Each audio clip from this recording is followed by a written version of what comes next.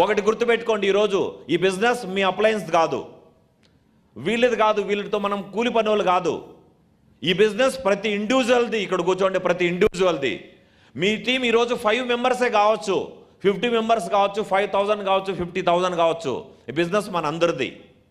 ఎప్పుడైతే మీ ట్రిపుల్ లాగనేడి ఎప్పుడైతే స్టార్టింగ్ అవుతుందో, ఆ లాగినేడి మొత్తం మీ ఓన్ కంపెనీ అనుకోండి.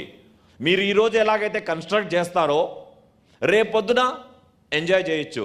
ఏం చేశాము, వచ్చాం, జగ్వార్ కార్లో వచ్చాం, హాయిగా రిసీవ్ చేసుకున్నారు, పూలు ఇచ్చారు, సన్మానం చేశారు, వెళ్ళి కూర్చున్నాం, జ్యూసులు కాఫీలు ఏదేదో ఇస్తున్నారు, తినేశాం.